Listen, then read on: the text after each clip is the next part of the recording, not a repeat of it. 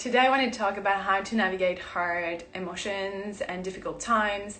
I want to talk about depression, I want to talk about pain, I want to talk about those difficult times in our lives. The reason for that is that I've been going through life, ups and downs, but mostly downs. I visited the dark again and I had some very, very heavy emotions. I would wake up in the night and think about my existence here and whether I still want to be alive, whether I still want to stay here, whether it's worth it to feel all that pain. That's the intensity of what I went through lately. From that experience, I guided myself through a self-healing practice where I just get it out of my system, and I went and I felt all those emotions and traumas and all those things from the past that were activated and that I tried to avoid to try to fix it. So that's really why I wanted to talk about. I will give you my keys on how to navigate hard times when you have a lot of heavy stuff going on. The first thing is that there is no shame to it. It's hard for me right now to come on Instagram and say it out loud that I was so depressed and I was sad and I had moments where I wanted to die. That's what we are talking about. This is extremely hard and vulnerable for me to express it out loud and even more to share it on social media. But if it can help even one person, I'm gonna still do it. The first thing that I really want to emphasize is that there is no shame. There is no shame around it. Because most of the time when we do feel down, when we do feel those heavy emotions, we feel so much shame around it. Shame is like this layer on top of what you feel that is preventing you from fully feeling it, fully experiencing it, and then healing from it. And it's just so heavy. And shame is more painful than the pain itself that you already feel. This is human. I really want to step here as a human. Like, it's okay. It's normal. We are very, very, very complicated beings, and we feel a range of emotions that go from really happy and fulfilled to very depressed and sad. And that's okay. So coming to the keys to navigate those moments. The first one is, and usually I put it last, but it's really the most important, is support.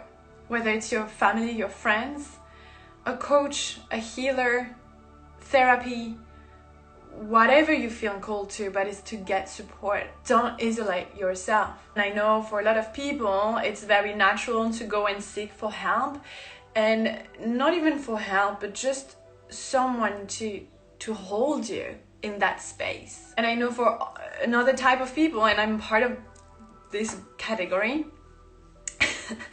it's harder to go and be supported by others. If you resonate with that, you're most likely someone who really loves to help other people, who really loves to be there for others, but who really have a hard time being held by others. Or you do it, but just tiny, but when you truly need it, when you're really desperate and really weak in a sense of like you don't have the strength to hold yourself, it can be super vulnerable to be held. For me, it is extremely, extremely vulnerable to do it, but there is so much magic into it. I wouldn't have gone through everything that I went through the last 3 months and a half and feel as aligned as myself and as loved if I didn't get the support. Like, I got all type of support. I did therapy. I'm still getting help from coaches as well, from healers, but mostly from my friends. I'm so grateful. So if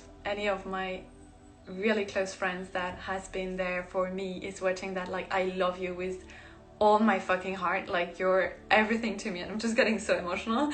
But being held in your worst moments, for me, it was really how I survived all of that. That's really how I went through that, and I'm so grateful that I finally got to a point where I give myself permission to be held and to be seen. And that's what I'm doing right now, crying on Instagram. But you don't have to go through all of that alone. I had these beliefs, and maybe you share it as well, where I was like, okay, I need to figure it out all by myself, especially because I'm a yoga teacher, I'm a healer, I can give Reiki to myself and I can heal myself, and I'm a mentor in mental health. That's my job, to coach people and help them to do this work. So it was very hard for me to get support, to fully lean back and be held. But that is the most precious thing ever. And I had this belief that I had to do it alone, and that's not the case.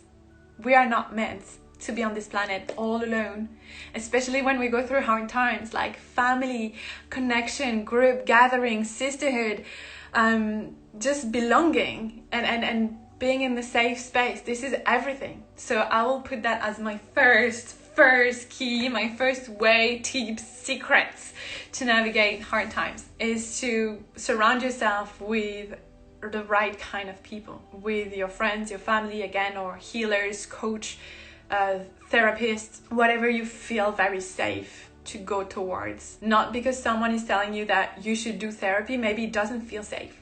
What you need to give yourself permission to be held is safety. So whatever makes you feel safe. The second thing is self-care. I always, my whole business is based on self-care and how we can love ourselves, even in the smallest actions. Because self-care, we think sometimes it's like those bubble bath or, meditating for 3 hours, but this is not. Sometimes it's just drinking shitloads of water. Sometimes for me, when I was very down and very sad and my whole body was in pain, I couldn't do the yoga, I couldn't do the meditation, I couldn't pray, I couldn't, all I could do is just being in my bed and hug myself and just hold myself. This is self-care, this is self-love, this is giving yourself that safety, you're safe to feel it's okay.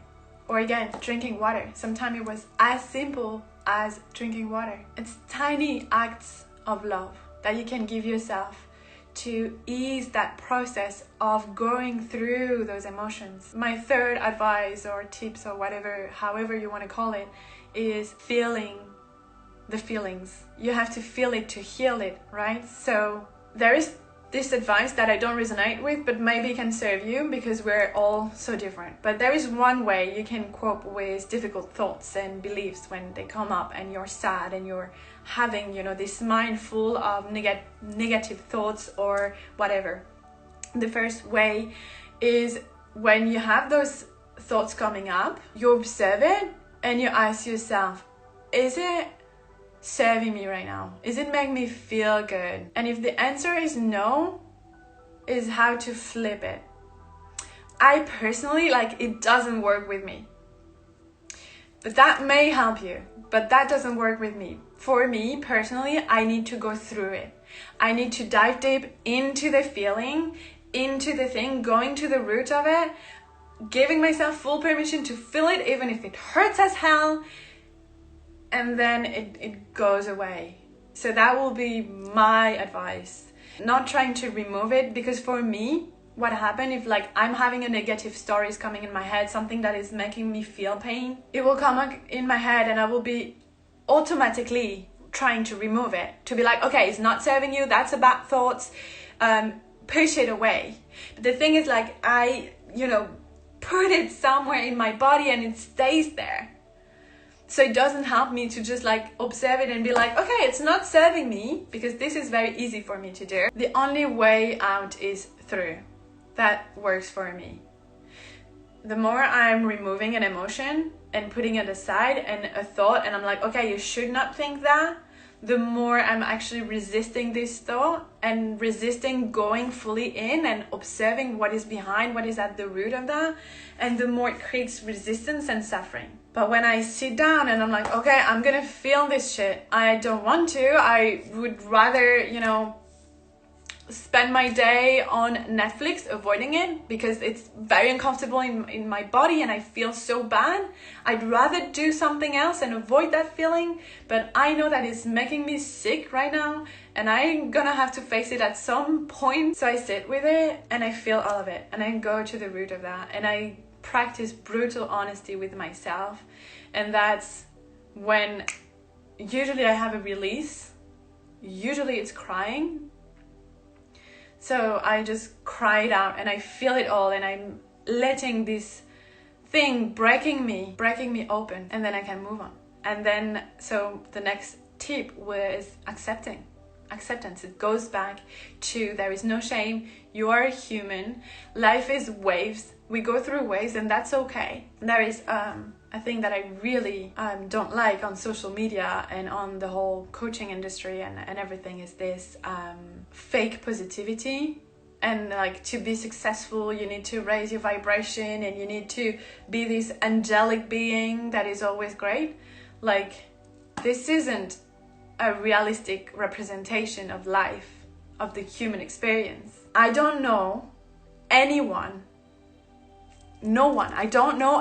who never have felt pain or sorrow or some kind of depression or some kind of sadness or anger. We all have that in common. I hate it when you see everywhere, like, just think positive and be positive and try to make everything something positive. This isn't serving you. Acceptance is just accepting that you're human, and sometimes life sucks, and sometimes you just don't want to feel your feelings, and just bringing full acceptance of the situation, your thoughts, yourself, being kind to yourself. That was my tips to navigate hard times where you are in it. Then there is a second time, like after you go through this all, is how do you use that hardship for growth? So it's not about making it something positive, because everything has to be positive. So when you have something hard in your life, you need to make it positive. This is more about, what are the lessons that I'm learning, and how can I feel gratitude? Gratitude is not fake positivity. Gratitude is being, okay, I'm grateful for that hard time because I've learned this or that. So it's what you experience doesn't define you. You decide and you make it your own. It doesn't mean you make it positive and you make it a positive story. It's about growth. How do you grow from it? How do you become more of yourself? How can you just learn? The lessons of a hard situation will be different for everyone. This is really something personal. Like, you need to learn your own lessons. It's about honoring it, owning it, and not letting that define who you are. You are not your pain. You are not your story. You are not your brokenness if you feel broken or brokenhearted. You are not your traumas. You are not what happened to you. Yeah. Moving again after that is to trust.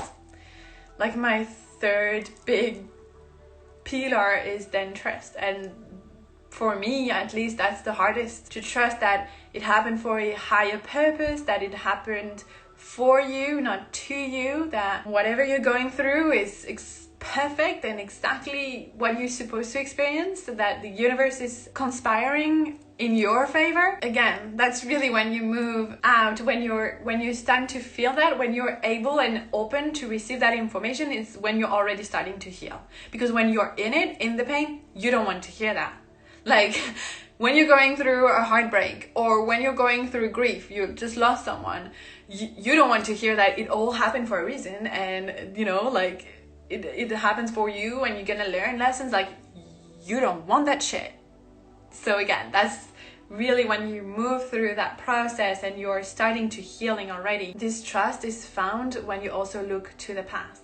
When you look to all those moments in your life where you went through hard moments, pain, sorrow, grief, depression, what came out of it, and how those difficult times led you to the person you are right now, what lessons you learned. Like, just looking back, looking at the past and realizing like how much you've grown from that and how much it happened exactly the way it has to. Everything that happens in my life, even the hardest moments, sometimes you can't really make sense of it.